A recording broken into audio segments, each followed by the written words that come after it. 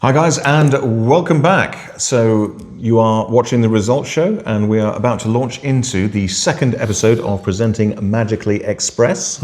So in the last episode, if you haven't seen that, go and check it out, because we talk about and even give you the technique to basically maintain a calm flow state regardless of what you're doing, which is especially useful if you are presenting or training or doing anything else like that. And what we're now going to do is, now that we've got that stable foundation on which to build, we're going to move on to because I love the way that you structured it in the article which you wrote, and you called it Structuring Your Genius. Structuring Your Genius. I mean, where that idea came from was that, I've been in the personal empowerment space since 1990. So what's that? That's 35 years.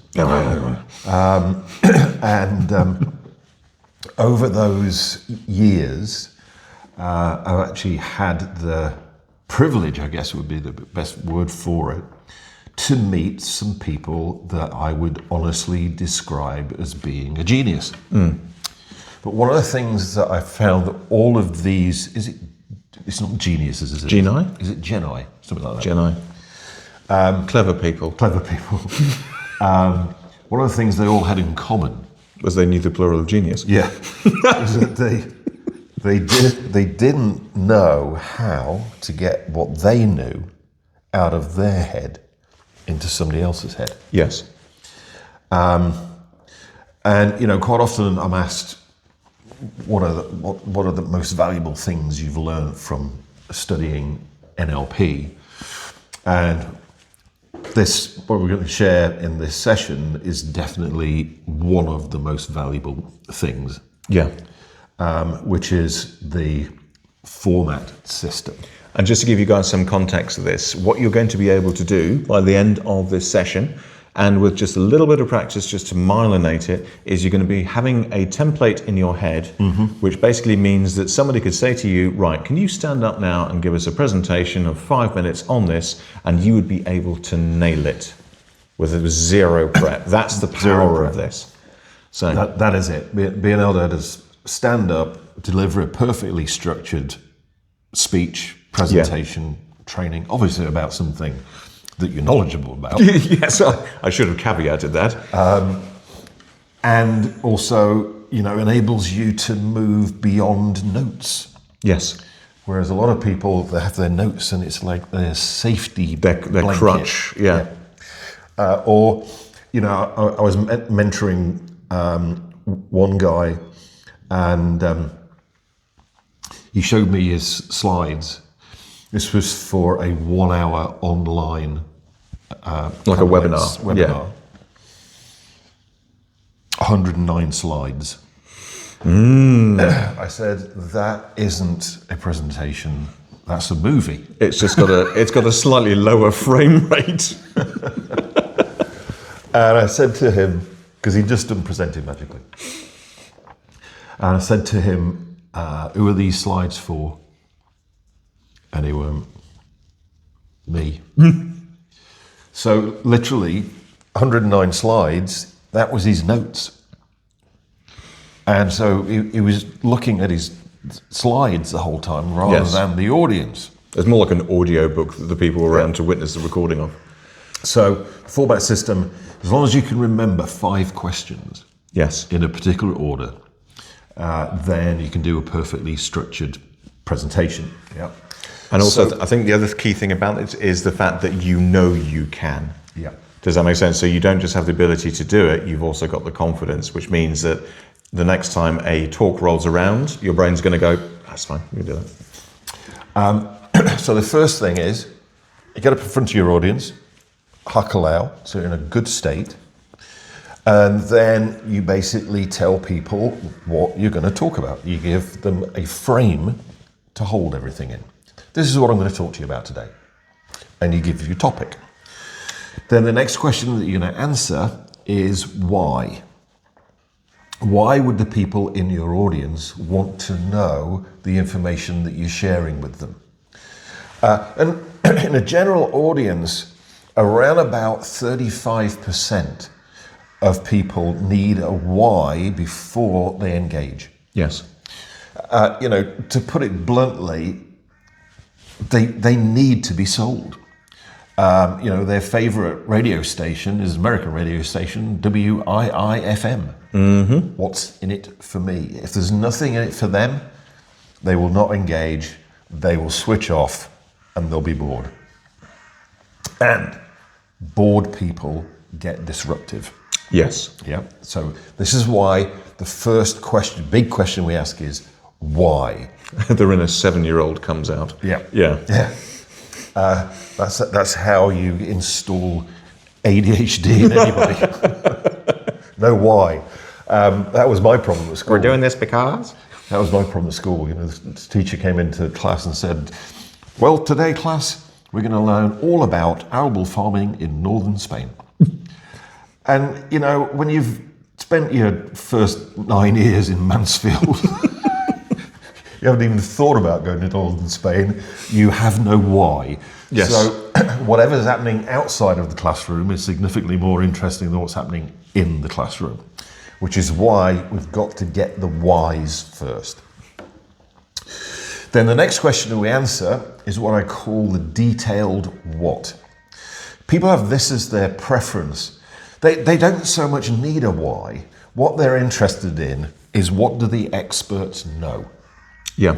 They're into facts, figures, statistics, formulae, theories, all of that kind of stuff. The proof. Yeah. And so they're actually quite used to like chalk and talk.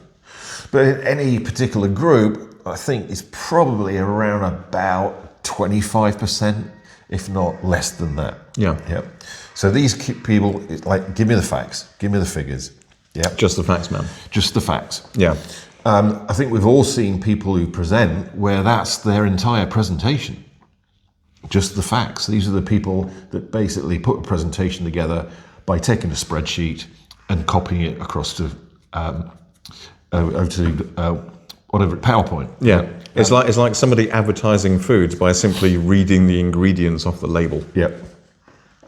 So we've got the what's, we've got the theory. Now, the next set of people we need to deal with are the people who are driven by the question how.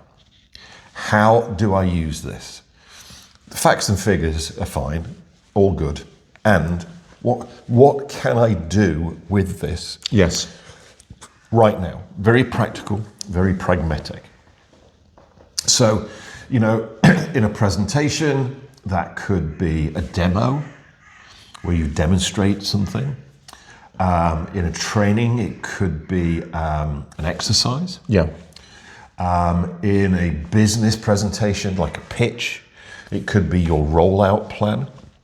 Okay, let me tell you how we're going to do this. Yes. First we do this, then we do this, then we do this, then we do this, then we do this. It's perfect for engineers like us. Yep. Yeah. Show me the structure here. Yep. They like to literally get their hands dirty. I think that would be a good way of putting it. Then the final quadrant are people who are driven by the question, what if? Yes. But what if I did this? What if I didn't do that? They're looking for hidden opportunities, newfound secrets that they can use. And these people used to drive me crazy when I first started training, because I'd set up an exercise and I'd wander around and I'd find groups who were doing an exercise that bore absolutely no resemblance to the one that I'd set up. Yeah. And I'd go over to them and say, so, what are you doing?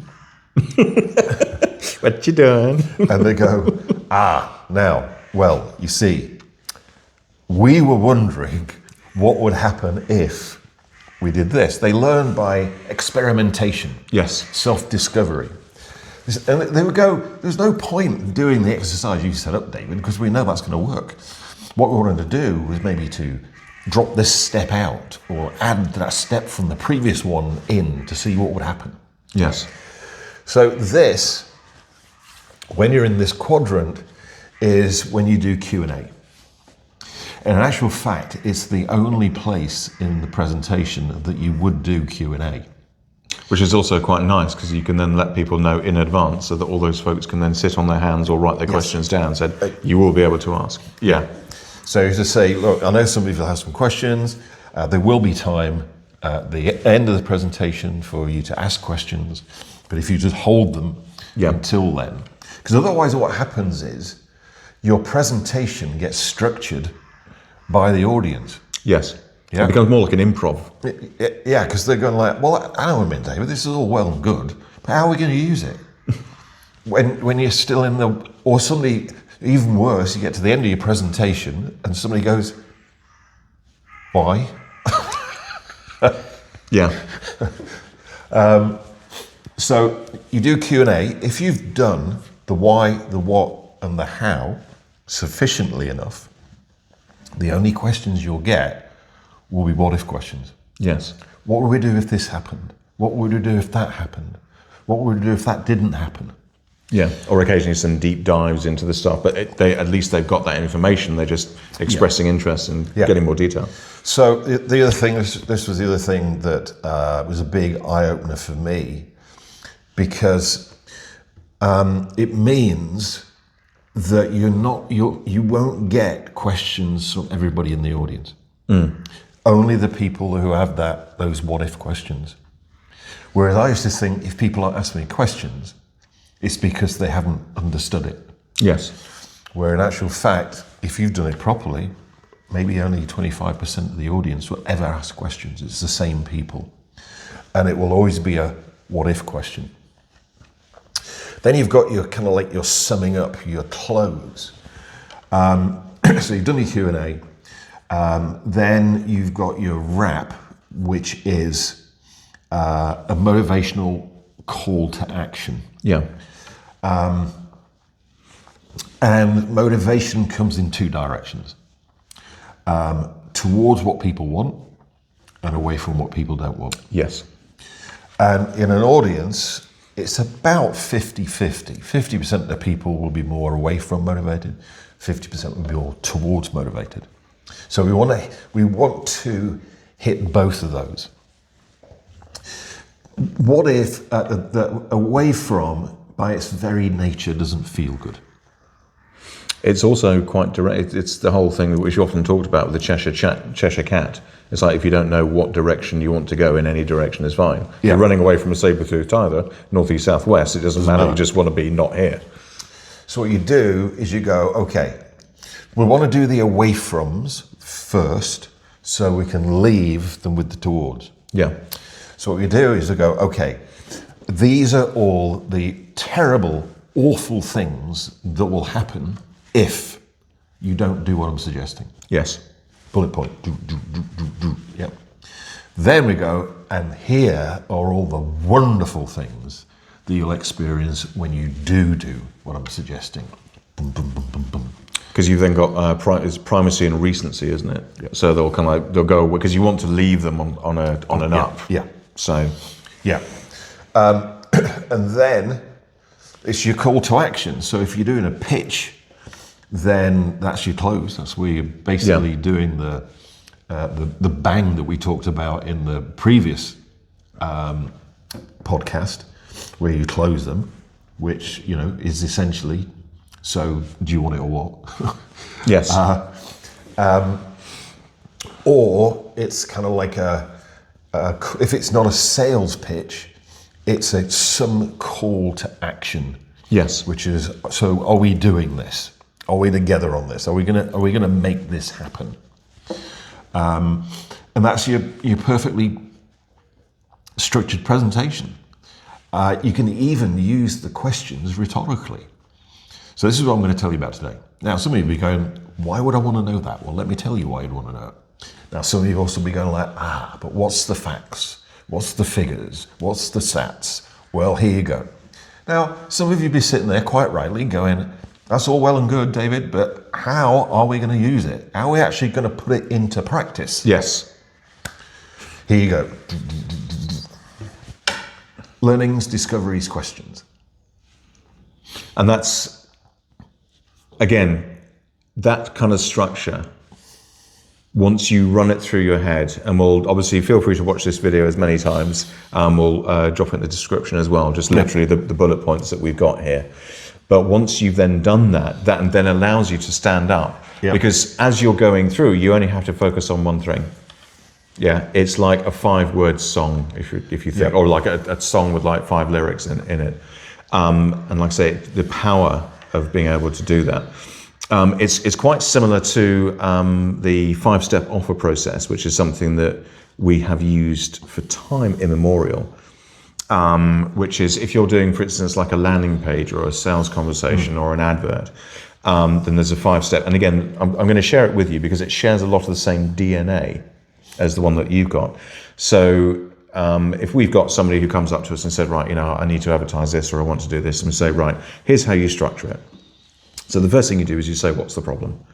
Because what you're then doing is you're calling out, right, this is kind of what we're going to be talking about, and you're also letting them know who it's for, which again goes back to, this is what I'm going to be talking about today, because one of the first things that you do is you let people know that this is designed for them, kind of what's it all about. So what's the problem? Why hasn't it been solved is where we then start to drill down into, why is it still a problem? Why is this something that this person has been unable to solve or to conquer on their own? And also, and this is actually more from a psychological point of view, why it's not their fault. Right. Because a lot of the time you basically, what you want to let them off the hook, so to speak. The next thing that you then do is what we call imagination thinking. So it's imagine if. So what you then do is basically paint a situation, so it's a future projection. Actually, what if? Yes, yeah, that's your what if, which basically, so what if we did this and you basically either taken this action or you had this product or whatever, then here's how all the problem, which we've already kind of explained and agitated and said, not your fault, but it's going to get worse if we don't do anything about it. But imagine this, imagine if it's all gone and you're fine and everything's good. Then the next thing that you do is you say, what's different? So what is it that's changed? What is it that's new, or what has come about? And this is where you then start to talk about the difference of your own approach in terms of this is, so what we do is we do it slightly differently this way, or the thing that we've got operates in a slightly different way, and this is why this is going to get you to your imagination point faster than anything else out there. And then the final one, which is basically, what do you do now? And again, this goes back to the call to action. A lot of people, they stand up, they give a presentation, they sit down. And it's, unless we're kind of changing people's behaviors, you've got to say, was there a reason for that presentation? Because for me, it's like, if you're going to stand up, say, da, da, da, da, da, and then you sit down, it's like, well, we could have probably done that with a report, do you know what I mean? Yep. So the reason why you want to be able to stand up and doing something is because you are making a change in their behavior, a change in their belief sets. And also, because in terms of sales, anytime when you get somebody to do something different, I count that as a sale. If I get my eldest daughter out of bed on a Monday morning and convince her to go to school, I think that's probably one of the hardest sells I'm going to make that day. Do you know what I mean? Yep. So everybody's selling, everybody's convincing, everybody's persuading, everybody's influencing. So I think, again, work out what is the outcome, what should people do as a result of this, and then that is something which you can then basically lace into and lead up to throughout the presentation. Yep. So that was the content section of Presenting Magically Express. So if you want any more information about Presenting Magically, it is a very, very cool course. And all of this stuff is not only told to you, but you get to do it again and again and again and again. So by the time you get out of that thing, A, you'll have the confidence to do it, and B, it'll be myelinated. So your brain goes, yep, I know how to present. That's cool. And again, the reason why I picked up on what you said earlier on is it's not just about the fact that you can do it, it's the fact that you know you can do it. Yeah. Most people will have lost sleep worrying about, something that they've got to present or train or get across to somebody. As they say, like fear of public speaking is one of the all-time biggies. The number one in the US. Yeah. And to put it into perspective, number two is dying. Yeah. So people would rather die than speak in public, which is a little bizarre if you think about it. And fear of public speaking is number two in the UK. And number one is spiders. which is, I find, again, interesting since we don't really have any dangerous spiders in the UK, except if they're imported in a box of bananas or something. Yes. But it's pretty rare, pretty unusual. So, with those two things, the thing we covered last week, Hakalau, and then what we've covered this week, structuring a genius, the format system. There's presenting magically goes way beyond there. But they're the two keys, I think, the two big takeaways. And, presenting magically is our biggest selling training into the corporate market that we do in-house. And, we've had people do that 3-day training and afterwards actually say that it was life-changing, even though technically it's just a presentation skills training. It goes way beyond that thing. And I think it's just that thing that if you can present yourself anytime, that has a big impact on your self-belief. The thing which separates man from all the other species is not necessarily either brain size or other bits and pieces like that. It's basically the level to which we are able to communicate. And so communication has got to be the number one skill, regardless, on almost any walk of life or any aspect of your life. Yep. If you can't get your message across, both in terms of outbound and inbound, then you're really not going to be able to, achieve your potential or help other people achieve theirs. And this is core to that. Yeah. So what we're now going to do is we are now going to move on to something which is a dirty word to some. Uh-oh. This is selling. But what we're going to do is we are going to change that belief. We're going to empower you so that you can achieve win-wins with your clients. And so on the next episode, we're going to embark on the first of a 4-part journey called Selling Magically Express. Yeah. So in the meantime, if you've got any questions, it is podcast@theresultshow.com. And we will see you for the first episode of Selling Magically Express next time.